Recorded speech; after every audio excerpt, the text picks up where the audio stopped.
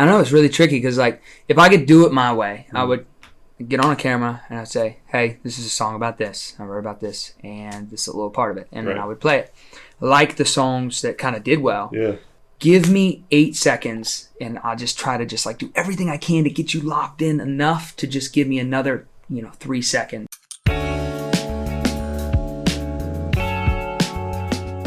Yeah, man, just happy to see you in person. Happy to kind of have you on the podcast.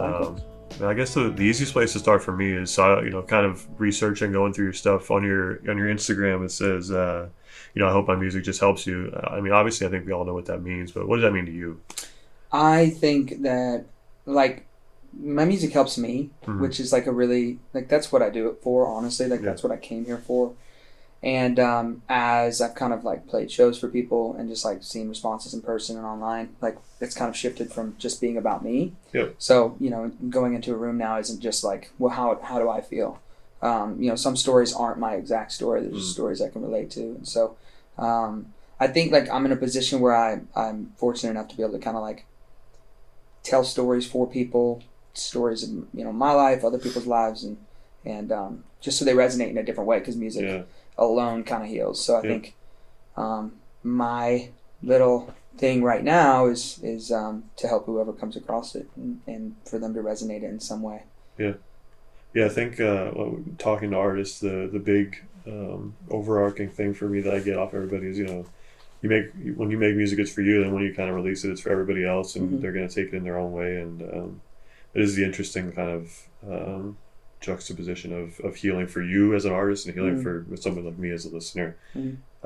So I guess growing up, like, what music did your parents play in your house? My parents played 90s country to death. We listened to Garth Brooks, Alan Jackson, Tim McGraw. What did you grow up listening to? I mean, I heard that stuff at, like, the gas station, just because I'm from a small town. But they played, like, your Billy Joel, your Eagles, kind of the soft rock world, and that's what I heard a lot of. And then I found country music just, again, like, through friends, like, just, like, radio, because we were kind of a prime market for that, I feel. And then my sister too just loved country music and would always have it playing, and I heard Keith Urban. That was, like, my first. And I just fell in love with him and country in general. And so, growing up, I would say, once I got to, like, 10-ish, then I started listening to country music all the time. But before that, it was a lot of soft rock, cool stuff like that, which is I've learned to really enjoy again recently. So Keith Urban's, like, your introduction to country music at 10. So for me, I went through, like, weird dark phase of, like, Linkin Park was, like, my emo phase, so to say. Who is that for you growing up? I didn't have, like, I've always kept it, like, if anything, it was, like, worship music was, like, my jam for a while. Gotcha. And love that, but it's really repetitive, and you just kind of got kind of graduated from that, and then I actually fell back into, like, country, but then it was, like, my Shawn Mendes, Ed Sheeran, John Mayer. Like, I was really hot on that for a minute. Then then I started listening to rap, but then now you just, like, now I'm just a casual listener, but sometimes you gotta. But I would say, like, probably the John Mayer, Shawn Mendes kind of vibe. Shawn Mendes was my shit for a while. Like, I really loved him. I feel like everybody went through a Shawn Mendes phase for a little bit. Pretty mainstream, right? Everybody kind of had that. So you said Keith Urban was kind of your guy. You're probably more well versed in his discography than I am. I'm trying to think of a song about him, but what's your favorite Keith Urban song? Probably Days Go By. Stupid Boy is a great one. I think that might be my favorite. But Days Go By is, like, one of the first ones I heard, like, on the way to the deer stand with my dad. So that one's just, like, more. I think that's one I actually do. I think that's one my parents played a lot on the radio. It was always on. So you have over the past 12 months, you got a bunch of new music out. Music that probably super excited about. Your newest one, How Can I Ever Get Over You? Just want to walk us through kind of the story behind it, and it's out. How you feeling about it? So that's one of those, like, I've that originated from a place of like just being broken up with. I'm kind of chronically brokenhearted. I think that when you have your heart broken, like you can always access that. So it's always a fun one that I think everybody in the room can be like, let's do this. And so that day was a very like, let's go. It's always different. But the process of that was like, hey, we want to like kind of do this Eagles kind of thing, this soft rock, and naturally a little bit countrified. I just think, it could be really like a cool sound to chase after and just really fun. So we kind of went with that, and the writers that I had in that room was just like, it was like a perfect storm. Like they're just like really good in that world and really talented. And so melody started kind of coming, and then we just loved the simple hook of like, just like, how do I get over you if I don't want to? And it like kind of allowed us to kind of like have fun writing the verses and the story around it. But yeah, I mean, that one was written like a year ago, probably. Like it's been, some of these songs, would just sit on, because I think too, like we were in a different sound. It was I really don't know how to describe it, but it was just like, I love production so much. Like I just love to hear my voice on production. I've always heard my voice like alone, so sometimes I can be opposite of the fans and what they really want, and so I've been doing that for a while. But I feel like we found this happy medium right now of like pretty chill, but it's still really cool, and like I love to listen to it as well, because that's always huge. But yeah, like really pumped about that one. It's like really kind of setting the stage for like what's to come. So and I think so, kind of listening through, preparing for this, I listened through a bunch of your stuff coming from the past year. So I think my favorite song is one called Far From God. Just talk to me about that one. That one for me really, that might be my favorite too. That or Rich Man maybe, but like Far From God, I wrote in LA, which I love writing in LA sometimes, because like I live here, so I write here a lot, and it's two very different ways of writing. And just like anything else, sometimes it can feel like you're punching in and punching out. So when we go out to LA, we'll lock in for like a week with some really cool people out there. That specific one was with Adam Urone and Johnny Price, and they're great. They're just awesome. Johnny Price is hilarious, and I've worked with Adam a ton, and I just love those guys. But we wrote for 2 days. That was one that we wrote for 2 days. Like we just, and I love that. Like it's so nice to sometimes just be like, there's no pressure. We're not getting in here writing a song or a hook that will not likely come back to. We're just gonna like have fun, kind of find something. If we do find something, we do have the next day to come back. I don't remember if I think we found it first day. No, I think we found it second day. I think we found it the second day. But regardless, we came in, and once it's just like when you find that song, like it's just like, and that hook, it's just like, it's this weird kind of like a beyond you kind of thing that comes into the room that kind of writes itself. And that was one of those things. We had written the kind of the chorus, and that just like, so close to heaven, so far from God is like so cool to me. And then channeled my Jesse Murph on the second verse. Love that. I thought that was really cool. And it just felt like so many different genres and feelings, and lyrically I was super satisfied with it. And I love that. It's like one of my favorite ones to play. I thoroughly enjoyed it. So thank you. Appreciate you telling me about it. So you mentioned a lot, like when you're writing songs, are you doing it collaboratively most of the time, or are you kind of, are there times where you're kind of sitting down by yourself and kind of going through it? So I have songs that I write for me, like strictly me, and sometimes they don't. They're just me, like to where like people wouldn't maybe understand or get it, or maybe not even that. But it's just like, I don't know. It's a release. It's like I still have that for myself.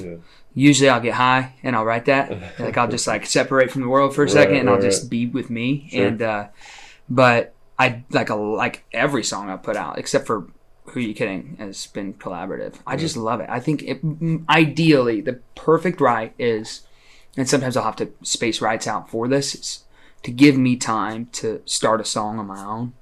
And because maybe I'm just super ADHD, I can never really finish them. I don't know, something happens. But I'll get like a chorus or a verse or just like an energy set, and then take it in, and ideally I have 2 or 3 of those. And maybe we don't do that at all. Some of my best songs, like Far From God, I didn't have an idea going in. We just kind of vibed and figured it out. But I do love doing that. Rich Man was one of those where I brought it in, and Ricky Manning, and he kind of just reshaped it in a way, and like made it better. And just to have 1, 2, or 3 other perspectives on it is really cool. And for me, I've never felt like it really fogs it up. I mean, here and there, but I just think like you get in with people that you know and trust and are talented, and like you're going in with you, like you're giving them a piece of you. So it gives them a better chance to really understand what you're trying to say. Yep. And I think it just gives the room a better chance of making a cool song. Yeah, I would agree. Does personal experience always kind of play into what you're writing, or are you doing a little bit of like world building as you go? If I'm alone, if I'm with people that I know really well, but it's super vulnerable and intimate, and I struggle with that. Like I can't really just like pour out my heart to people. Right. It's people I know, I can do that easy. But like if I just met you and we're in here, I'm not going to tell you about like my deepest issues, you know? And so sometimes we'll just get in there and it's just like, let's just write something fun that we really enjoy and resonate with. And other times it's like, this has been on my heart. Or other times it's like, this has been on my heart, but I wrote it for you. And we'll see if it works or not. But So you mentioned kind of writing. What are the main differences you think between writing in Nashville and writing in LA? I've talked to other people about this. I'm just curious your kind of take on it. It's back in, like I have preferences and it always shifts. Right now my preference is Nashville, but it will be soon LA again. But I do think I pull, even when I'm in Nashville, I try to pull a little bit of the LA into it. I think they both have their ups and their downs. Yep. There's a looseness in LA that's really nice, but sometimes it can be too much. In Nashville, but sometimes Nashville, you know, there can be like, I guess it just depends on like the time, the crew. Sometimes it can feel like there's a ceiling to the song. Other times it can feel infinite. It can just feel like you're just with a bunch of power writers who like also are super in tune with what you're doing. I think that's really what matters. Like it doesn't really matter like what place you're at. It's like the people coming in and really caring, and I think you have to care as well.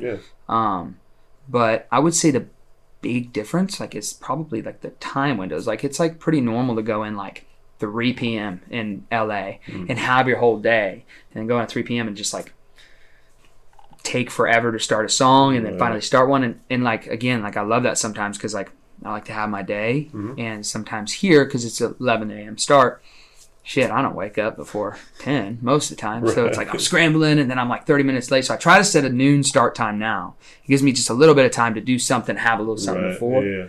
And so that's made Nashville like my favorite. Just having that extra hour and like still going in, and people, you know, I don't know. I just feel like people have lives and families and just like I think just a routine to get back to here. And I think it's really just the difference of the location. I think it'd be, you know, I think it's the same in LA, but they just like to do it before. But yeah, it would be time for sure. Okay. So I think you're probably one of the first artists I've talked to that is, I feel like you've had a lot of success on like social medias, right? So I think you had a couple TikToks go really pretty well for you, kind of put you in the forefront and kind of, you know, feel like you've embraced that side of it. I feel like artists nowadays are forced to be on that social media. Do you find it to be a necessary evil, or are you kind of like enjoying it as you do it? It's love-hate. Yeah. Like lately, it's been really hard. But like, I don't know, it's really tricky because like if I could do it my way, I would get on a camera and I'd say, hey, this is a song about this. I wrote about this, and this is a little part of it. And then I would play it. Like the songs that kind of did well. Yeah. But it's shifted. You know, now it's like, and no shade, I just can't do. I really struggle to do it, and that's if there's anything, there's just bitterness in the fact that I'm not as good online as other people. And but like it's so like, give me 8 seconds, and I'll just try to just like do everything I can to get you locked in enough to just give me another 3 seconds. Sure.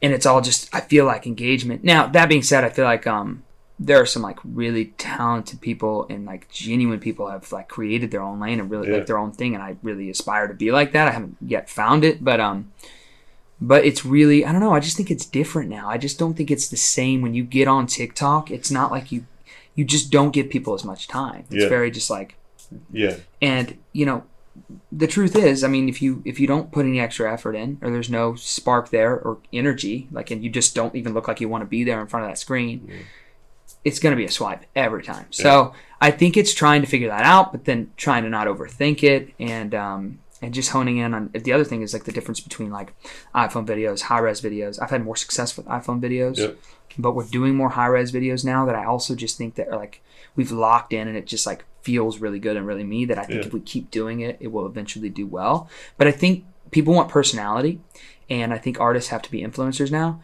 and that is not my skill set. I really struggle with that. Yeah. But it's a tough balance being, an artist on one hand, and then feeling like you gotta find your influencer hat to really push your music out. That's even as somebody who like does influencing on as a full-time basis, it's a tough balance for anybody. So I can only imagine the rigors of being an artist, plus having to manage a whole social media side of things is kind of insane. So you want it to feel genuine, and it's like for me it's really hard. Like I feel like sometimes it's like you've lived a moment, and you're like, oh, if you even have the thought. I don't even have the thought, because my phone, if it's not, I'm just like hyper fixated on what's going on. Right. If you have the thought, it's like now you gotta. It almost feels like you gotta be like, all right, that was funny, but now can we laugh one more time? I'm gonna pull my phone out and let's do it again. Yeah. And I can't do it. But wait, we're gonna get there. We'll figure out something that works. I really think everybody. I think that stuff works, but I do think the people that have really taken it to another level. For example, Alex Warren. I think like his stuff is just like so. Like dude's like been an influencer. He knows what he's doing, but like it's also Alex Warren. I don't think it's something that can fully be mimicked without just trying to be like him. I think it's fully him, and I think it's really cool. And those are like, and I think maybe that takes a lot of practice. Sure. You gotta just like start doing it. 100%. But I really think that that's a goal. It's like to do it, but also to make it feel genuine. Not to say it's not, but just to feel like. Yeah. I do think there are a lot of artists that do it very well. Alex Warren being one of them. There's a couple like indie bands I feel like do it very, very well. They have a couple like shticks, but I think finding whatever feels most authentic to who you are, it'll come around sooner or later. I feel like because that's for me. Like I started doing it, and I was just doing stuff that I enjoy. I'm only sharing this because I enjoy it. There's no incentive behind it. Now I'm kind of here, went from working in a warehouse to doing this for mostly a living. So, authenticity people care about, for sure.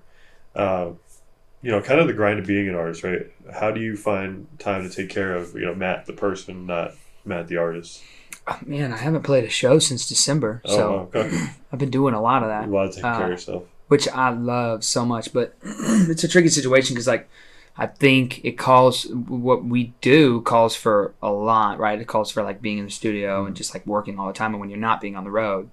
And I haven't I almost feel like I've done that. Now I'm retiring right now. And so we're trying to pick it up and like hit that. And I think it just is different. So like right now it's like get my 8 hours, maybe even a midday nap, like do my just health stuff. And then honestly eat good food and like go out with friends and like enjoy life a little bit. And the other thing honestly is continuing the work schedule, because I feel really empty. Like, why am I here? What am I doing when I'm not working? So that balance. But when it's on the road, it's weird because it doesn't, like, being here, it can hit you every day of like shit. But being on the road, you'll be on a high for a week straight and then it'll all hit at once.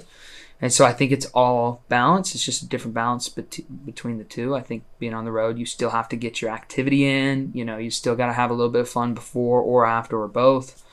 The show, the set, and just really try to enjoy it. Yeah, it's funny you mentioned the work schedule side of things. I feel like that's like the biggest piece I struggled with is like, I worked this 9 to 5, so to speak, for a very long time, and having this kind of free structure in a way, you kind of like. By being productive currently, like, and you start to kind of really weighs on you after a little bit, doesn't it? So are you this is something I started with. You've now moved from small town Illinois to here. You have had some good success. Are you able to kind of look back on your success and feel good about it, or are you constantly moving that goalpost, so to speak? I think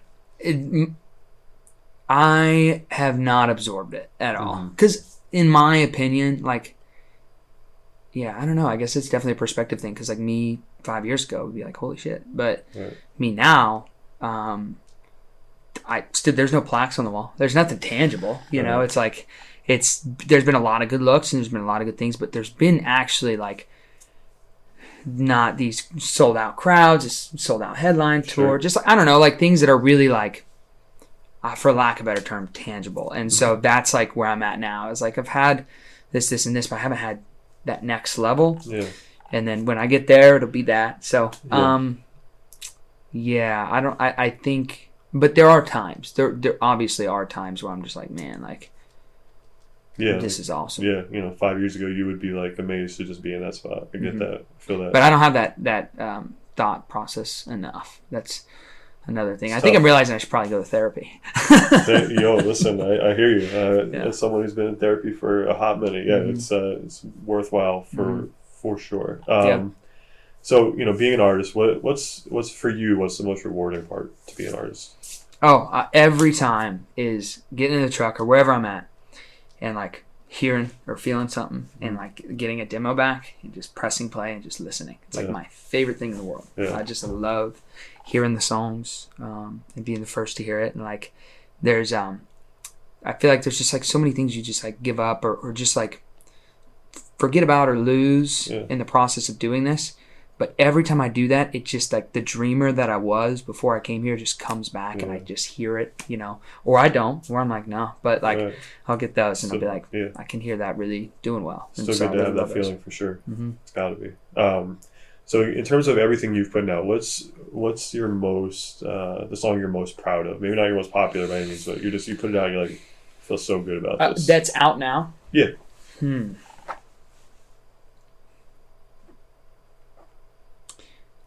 Probably, if I was a cowboy or Richmond, it's between the two. Honestly, I think, man, I don't know. To put you on the spot, yeah.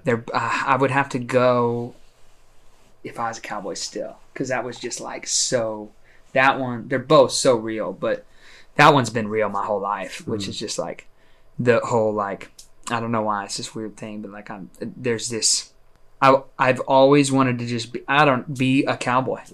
Like it's just not the infrastructure of my life necessarily. So, so I don't know. It just brings me back to being a kid, and like even the cover art is like me in cowboy hat when I first like went to a rodeo and just fell in love with that stuff. So amazing. Yeah. So I live in the space of music curation. So one of my favorite questions to ask is, put me onto a song or an artist that you've been really into lately.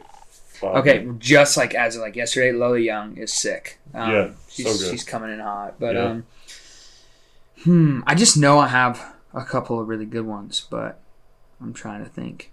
So I'm trying to think of like people coming pretty. Oh, Gabriella Rose. She's I like good old fashioned country music, something with a beat. Went crazy, and I started listening to her stuff, and honestly, I like. Literally want to sound like that. Production is so minimal, but her voice is just and then everybody here in Nashville, but people don't really know still, is Steven Wilson Jr. Steven Wilson, I love Steven Wilson. He's unbelievable. I went down that rabbit because I had heard stuff. I was like sick. Specifically, my buddy showed me the I'm a Song one, and I was just like, this is the most. It's just perfect. Like I don't think it could be written better. So I mean, those two are sick. I'm literally just going into my recents now, but. Same thing, so I know because I do listen. It's like so much different stuff that and it's never like, and I don't really just like spam an album unless it's like Tate McRae recently. I freaking love that. But I would say those two. I don't really see anybody else in there. Amazing. It may come to mind later. Yeah, no worries. So I guess kind of wrap it up. What's coming up for you? Do you have you're releasing new music? What else is on the horizon? It's somewhat tentative, but we have a song coming out roughly a month from now. Yeah. It's called. I'll say it right. I don't care. It's called "Let You Down." Okay. It's another just like pretty just like me and a live band, just like, and it just is powerful to me, and I think a lot of people resonate with it, and it's very. Just on par with this past one and the next. Don't know what the next will be. I don't know if we'll do another single after that and another single after that. Yeah. We are working towards a project that will sound very unison to this one, or to this last song and to the next song. And just like, I think really trying to nail down like the country soft rock. And so it's really a lot of getting it sorted out in the writer's room. But I have a ton at the moment. And the other thing too is there are some songs that like aren't fully that. Mm-hmm. So like, you know, I think there's going to be a bit of a hybrid and a bit of a mix. But I would say mostly like, I'm trying to think like a good, honestly, like it'd be really cool if we could do like this,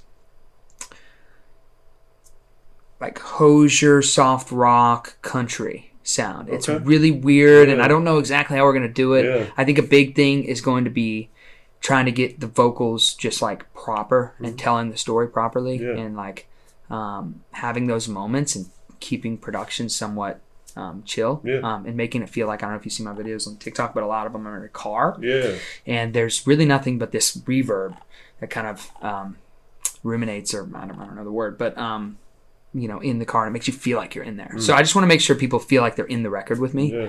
And then everything else is pretty organic, but like there's still this elevated production that's tasteful. But soft rock is what I would always say. Love it, man. So, well, I appreciate you taking the time. And likewise, man. Thanks for having me. Coming up. It's a pleasure. Yeah, appreciate you.